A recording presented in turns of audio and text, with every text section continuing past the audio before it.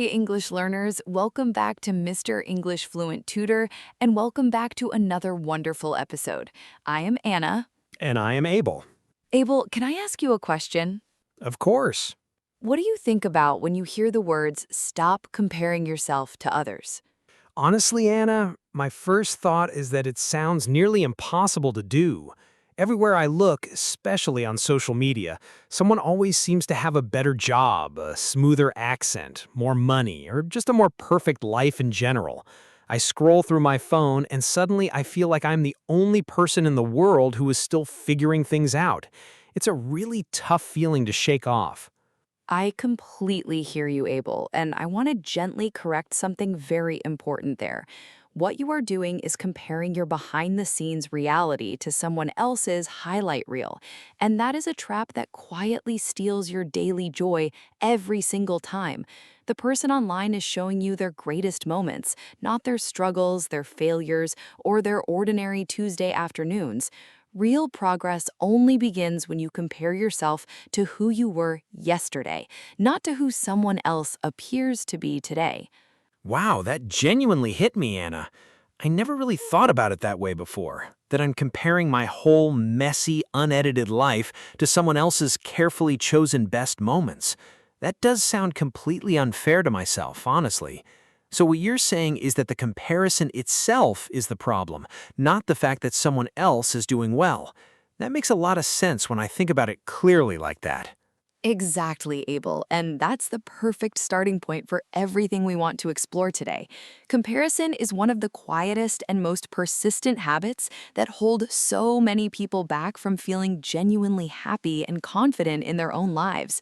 Today, we are going to have a beautiful, deep, slow conversation about how to break free from that habit step by step. So let us just take a deep breath together and dive right in, because this is going to be a really meaningful episode. I am genuinely excited for this one, Anna, because I think so many of our English learners out there can relate to this topic deeply, not just in language learning, but in everyday life, too. Sometimes you hear someone speaking English so smoothly and confidently, and you immediately feel like you are so far behind. That feeling is really discouraging, and I think a lot of people just quietly give up because of it. So yes, let us absolutely talk about this today. Let us start with a really beautiful analogy that I love to use, and I call it the water from a bottle analogy. Imagine that your mental energy, your confidence, and your daily motivation are like a fresh, full bottle of clean water. That water is precious and it belongs entirely to you. Every time you look at what someone else is achieving and you feel that wave of jealousy or inadequacy wash over you, you're literally pouring your own valuable water directly onto the floor. Oh wow, that image is so vivid and so relatable, Anna. I can actually picture myself holding that water bottle and just tipping it sideways without even realizing it. And you know what? That's exactly what happens when I spend too long scrolling and comparing. I start the day feeling motivated, and then 40 minutes later I feel completely drained, like all my good energy just evaporated. So the comparison is literally emptying me before I've even started my day properly. That's 100% right, Abel. And the beautiful flip side of that analogy is this. When you save your water and drink it intentionally, it nourishes your own unique personal path in a very real and powerful way. Using your energy to ask yourself, what small thing can I work on today? Or what did I do well this week? That's drinking your water wisely. It feeds your growth, your confidence, and your sense of direction in a way that watching someone else's journey simply cannot do for you. That makes so much sense, Anna. Drinking your own water wisely is such a clear and practical way to think about where I am putting my daily mental energy. I want to ask you, though, because I think this happens to a lot of people. What about when the comparison is not even intentional? Sometimes I'm not trying to compare myself, it just happens automatically the moment I see certain things. Is there something specific that helps with that kind of unconscious comparison? That's such a thoughtful and honest question, Abel. And yes, unconscious comparison is actually the most common kind. It happens in a split second before your brain has a chance to reason it through. The key is to build a small mental habit, and one of the most powerful ones is to gently notice the feeling without judging yourself for having it. Just say to yourself, there's that comparison thought again, and then consciously redirect your attention back to your own path. I really like that approach, Anna, because it doesn't make you feel bad for having the thought in the first place. A lot of advice out there makes you feel guilty for even feeling envious, which somehow makes the whole thing worse. Being able to just notice it and then redirect feels much more compassionate and realistic. It's like you're training a little muscle in your brain over time, and the more you practice noticing and redirecting, the faster and easier it becomes, right? Exactly, Abel. And that brings us beautifully into our next analogy, which I think will really click for a lot of listeners today. I call this one the room with two windows analogy. Imagine you're sitting in a room and there are two windows you can look through. One window is cloudy and dark, and when you stare through it, all you see is everyone else moving faster, achieving more, and looking more polished and put together than you. That cloudy window is comparison. Oh, I can feel that cloudy window, Anna. I really can. That's the window I spend way too long staring through, honestly. You look through it, and suddenly everything you have done feels small and insignificant, even the things you were genuinely proud of just 10 minutes before. It's like the cloudy window has this strange power to make your own achievements disappear, and you're just left staring at what you haven't done yet. It's exhausting and discouraging. Yes, and now imagine turning your head and looking through the second window, the one with the green garden view. Through this window, you see your own unique growth, your own small wins, your own personal timeline unfolding at exactly the right pace for you. You see the seeds you've planted last month starting to push through the soil. You see the small efforts you made last week quietly becoming real results. That green garden is yours, and it is always growing, even when you cannot see it happening. That green garden window image is honestly so comforting, Anna. I think what I love about it is that it does not deny that other people are doing well. It simply says, yes, they have their garden and you have yours, and both can be beautiful at the same time. You do not have to tear someone else's garden down to feel good about your own. You just need to remember to look at it, water it, and appreciate it instead of always pressing your face against the cloudy window. Beautifully said, Abel. And that idea of watering your own garden connects so naturally to our next concept, which is one of my absolute favorites. I call it the stepping stones analogy, and sometimes I also think of it as the pocket coins idea. You do not need to match someone else's 10-year journey in a single day, or even a single year. Every small effort you make, every 10-minute study session, every new word you learn is like a small coin you drop into your pocket. I love that pocket coins idea, Anna, because it makes every small effort feel genuinely valuable and worth keeping. A lot of the time I dismiss the small things I do because they seem so tiny compared to what other people seem to be achieving. But if I think of each small effort as a coin I'm collecting, then over time those coins add up to something really significant. It changes the way I measure my own progress from a big dramatic leap to a steady, consistent collection. Precisely, Abel. And those coins are also your stepping stones. You do not cross the river all at once by jumping to the far bank in one superhuman leap. You place one stone, you step on it, you feel stable, and then you look for the next one.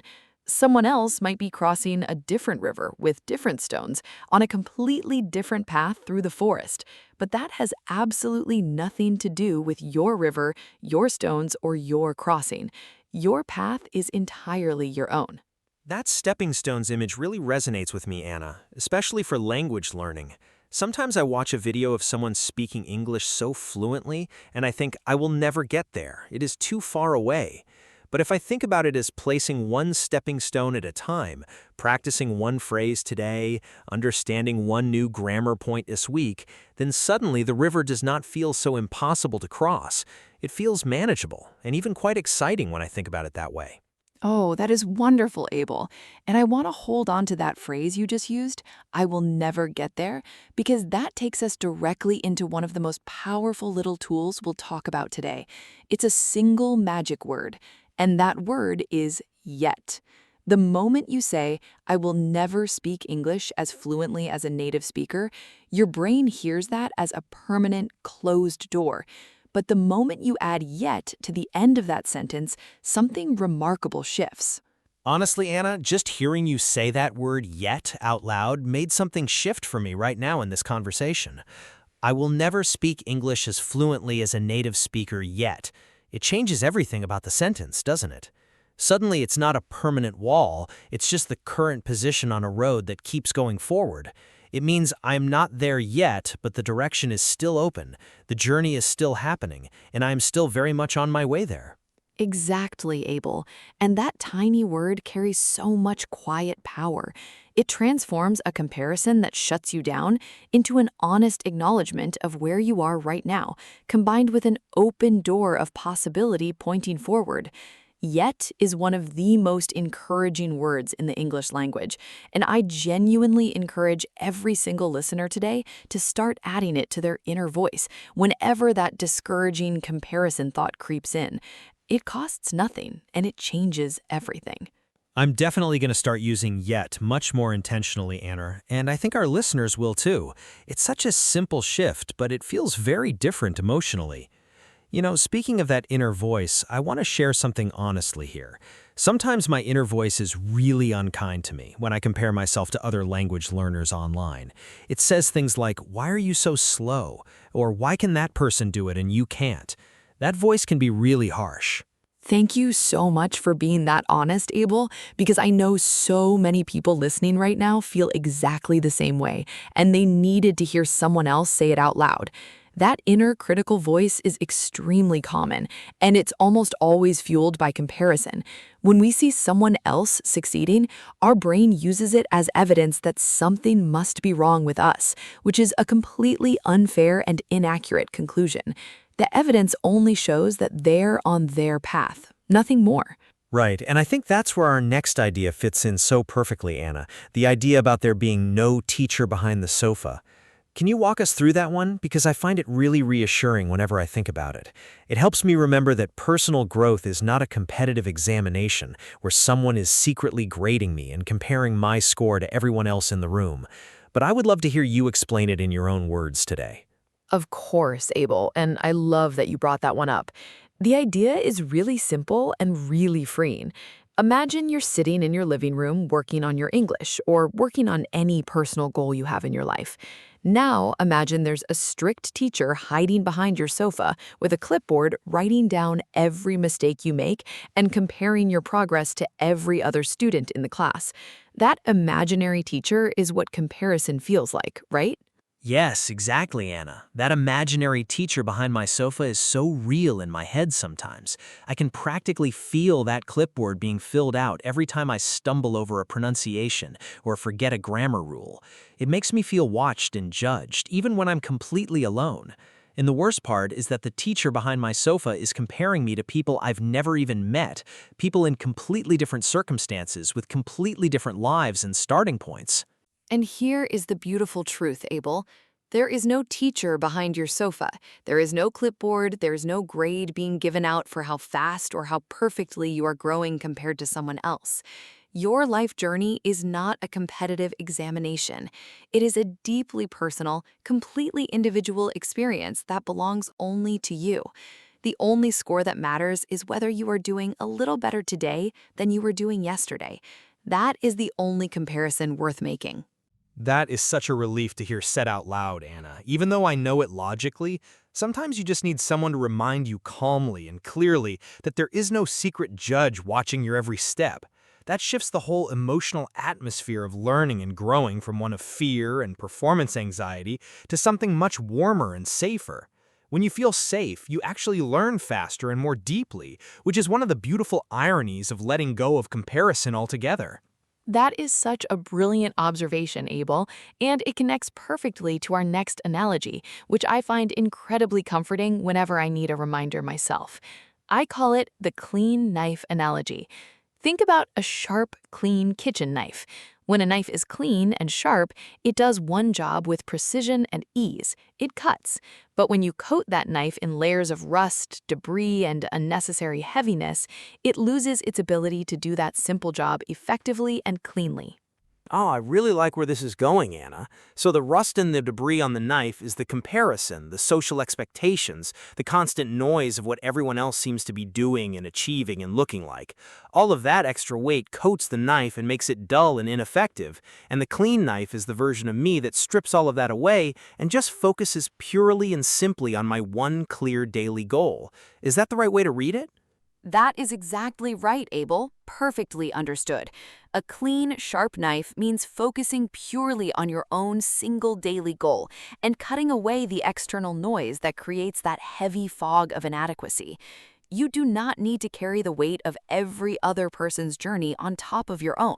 When you simplify your focus down to one clean intention for the day, you are sharpening your knife, and you work with so much more clarity, confidence, and real self-esteem as a result.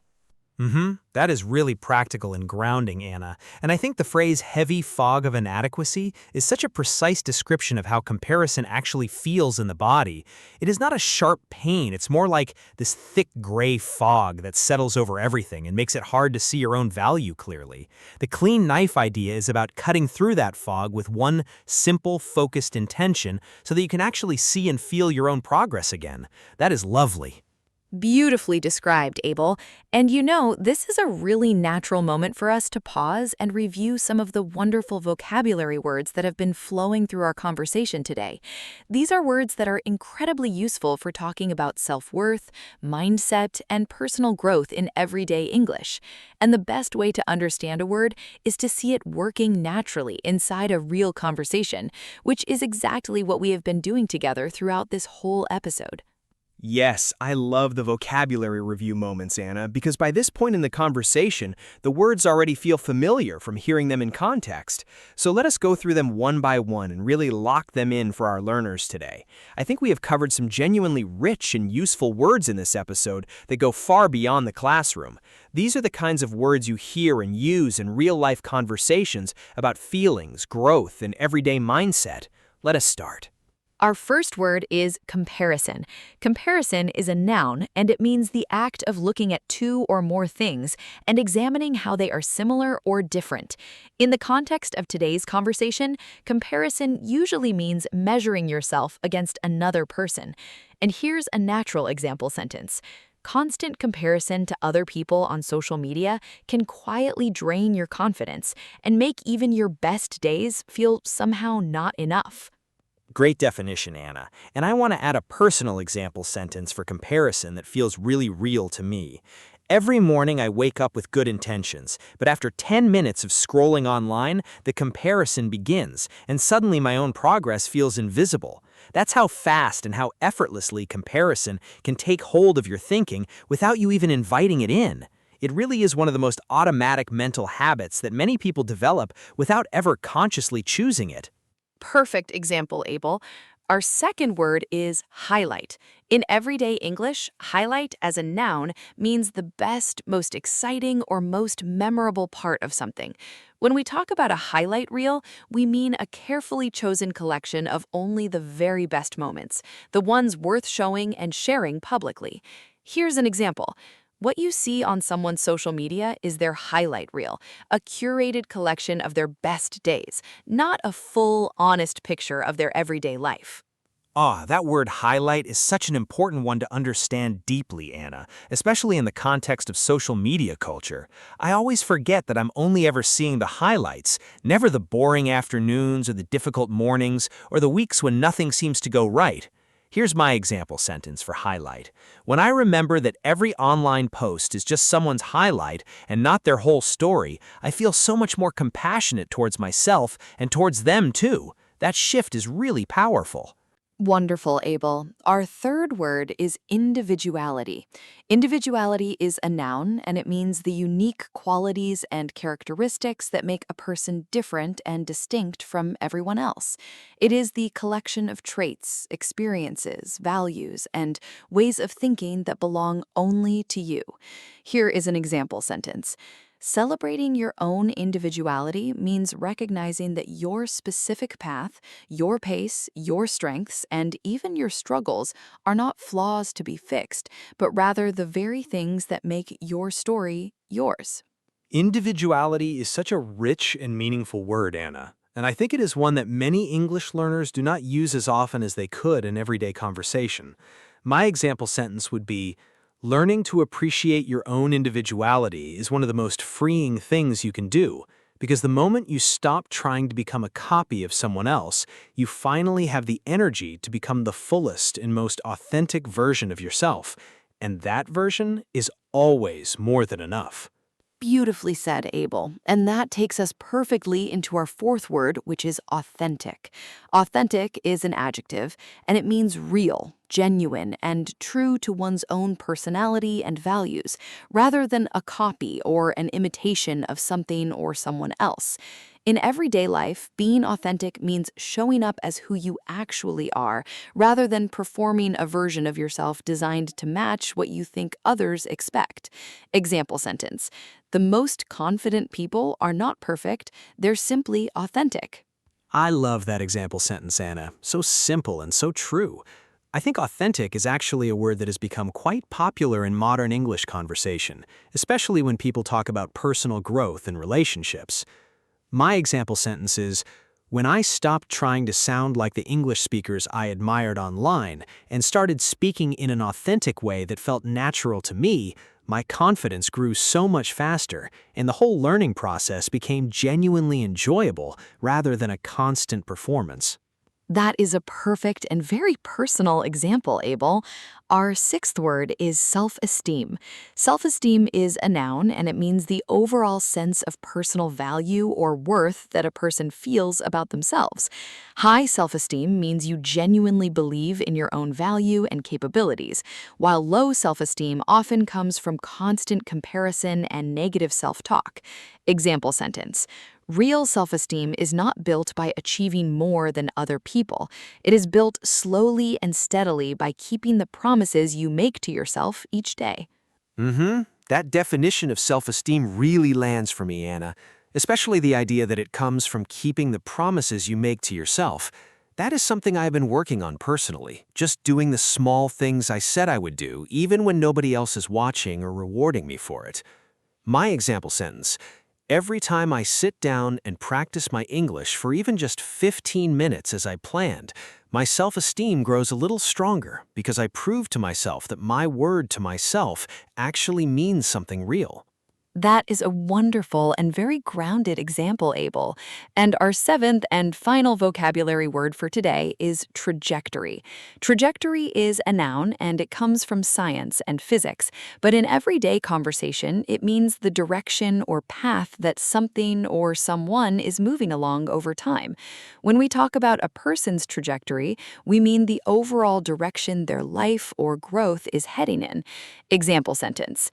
Instead of comparing where you are to where someone else is right now, focus on the direction of your own trajectory and make sure it is pointing consistently forward. Trajectory is such a sophisticated and useful word, Anna, and I love how it reframes the whole conversation from a fixed position to a moving direction. It's not just about where you're standing right now, it's about which way you're facing and moving. My example sentence, my English learning trajectory might look slow compared to someone else's, but as long as it's moving forward with genuine effort and consistency, then it is exactly the right trajectory for me, and I should be proud of that direction. Absolutely beautifully said, Abel. And that word trajectory connects so naturally into our final big analogy for today, the one about the slow friend. I want to talk about this one because I think it speaks to something so many people feel when they're working hard but can't seem to see or feel the results quickly enough. Patience with yourself is one of the rarest and most powerful forms of self-love, and this analogy really captures why that patience is always worth it. Yes, please, Anna. The slow friend analogy is one of my favorites from everything we've discussed today. I remember hearing a version of it before, and it really stayed with me. There's something very comforting about it, the way it makes patience feel like a companion rather than a punishment. I think a lot of people associate being patient with themselves as somehow settling for less, when actually it's the complete opposite. Please walk us through it in your own wonderful way. Of course, Abel. Imagine you are walking down a long, quiet, beautiful afternoon road, and you're expecting a dear friend to join you. You start walking, and your friend is not there yet. You keep walking, enjoying the trees, the light, the air around you, fully present on your own path. And then, after some time, your friend quietly appears beside you, calm and smiling, having caught up without any dramatic rush. That friend is self-confidence, peace of mind, and deep satisfaction. Oh, that image is so beautiful, Anna, and so reassuring. The friend does not arrive with fireworks and a loud announcement. They just quietly appear beside you because you kept walking and they naturally caught up. I think that is exactly what happens with genuine confidence and peace of mind. You cannot force them to arrive on your schedule, but if you keep moving forward on your own path, with patience and consistency, they always find you eventually. They're always just a little way behind on the same road. Exactly, Abel. And I think the most important part of that analogy is what you are doing while you wait for the friend to catch up. You're not standing still, paralyzed by the fact that they are not there yet. You are walking. You are noticing the beauty around you. You are enjoying the road itself, not just the destination. And that is the whole philosophy of breaking free from comparison in a nutshell. Your journey is worth enjoying every single day, not just on the day you arrive. That is so deeply true, Anna. Enjoying the journey rather than just suffering through it until you reach some imaginary finish line where you will finally allow yourself to feel good about yourself. That whole idea of delaying your own happiness and self-worth until you have caught up with someone else is so quietly destructive. The slow friend analogy reminds me that the road itself is the gift, and walking it with patience and self-compassion is the real achievement, not just the destination at the end. That is wonderfully expressed, Abel. And I want to bring all of this together now because I think we have covered so much meaningful ground today.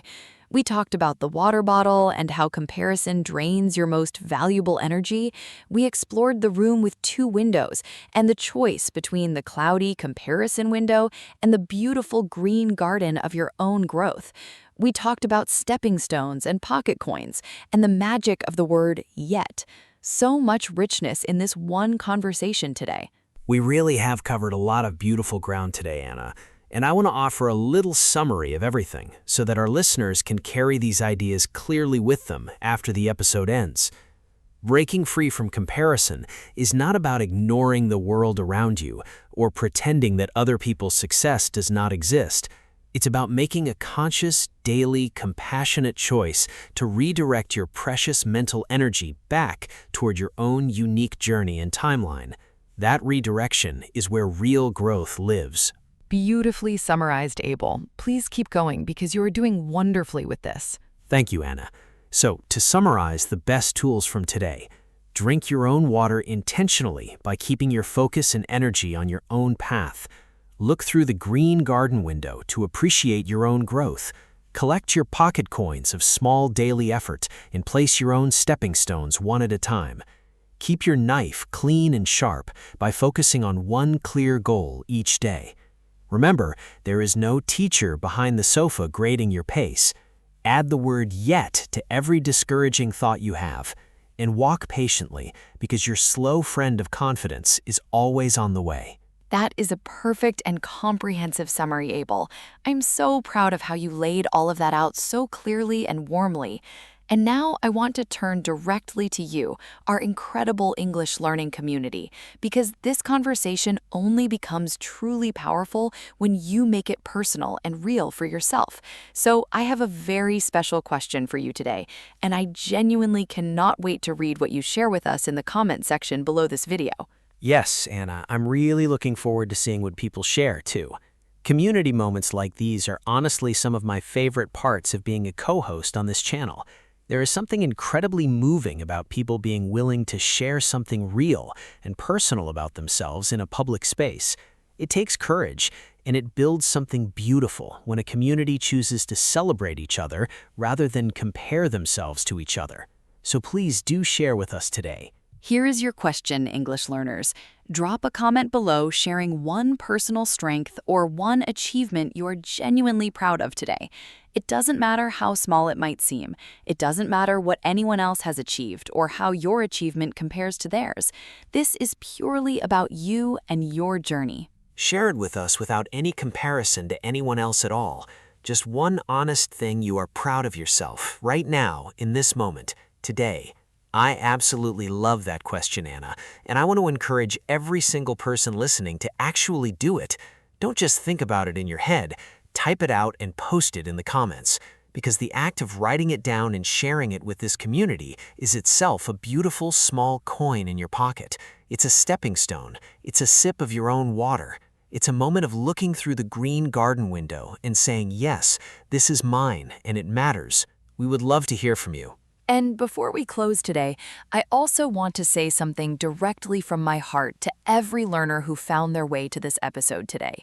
Wherever you are in your journey, whether you've been learning English for 1 week or 5 years, whether your speaking feels smooth or still a little rough around the edges, you belong here. Your progress is real, your effort is meaningful, and you are so much further along than you were when you started, even if it doesn't always feel that way in the moment. That really means a lot to hear, Anna, and I know it means a lot to our listeners too. I think one of the most powerful gifts a learning community can offer is the reminder that you are not alone in this experience.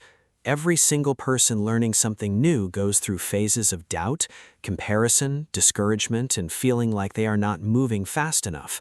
Those feelings are completely normal, and they don't define your capability or your future. They're just weather passing through, not the permanent climate of your journey. Weather passing through, not the permanent climate. Abel, that is genuinely one of the most beautiful things said in this entire conversation, and I want every listener to hold on to that phrase. Your moments of doubt and comparison are just weather. They come and they go. They do not represent the truth of who you are or where you are headed. Your trajectory, as we discussed today, is still pointing forward, and that is what matters more than any single cloudy moment along the way. I am really glad that landed well, Anna. And I think that is the most loving note we could possibly close on today. You are the only person in the world who can walk your exact road, place your exact stepping stones, drink your exact water, and grow your exact garden. No one else's journey can replace yours, improve yours, or diminish yours. They are simply walking their own road beside you in the same beautiful world. And there is more than enough room for every single journey to flourish. There really is, Abel, and there's more than enough room for every voice, every story, and every level of English learning to have its place in this community and in the world. Thank you so much for being here with us today, for listening deeply, for reflecting honestly, and for showing up for your own journey. These 30 minutes you spent with us today are 30 more coins in your pocket, 30 more steps across your river, 30 more sips of your own beautiful water. Never forget that. And thank you so much for spending this time with Anna and me today. Conversations like this one remind me of why I love being a part of this channel so deeply.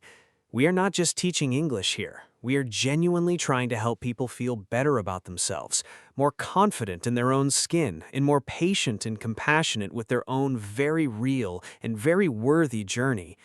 That means everything to us, and we hope it means something real and lasting to you too today. Until next time, keep learning, keep growing, and keep speaking with confidence and ease. This is Anna. And this is Abel, and you have been listening to the Mr. English Fluent Tutor Podcast. Bye-bye. Take care. And hey, before you go, click on the next video right now to keep your English and your personal growth moving forward together. Your next step is already waiting for you, and we cannot wait to see you there.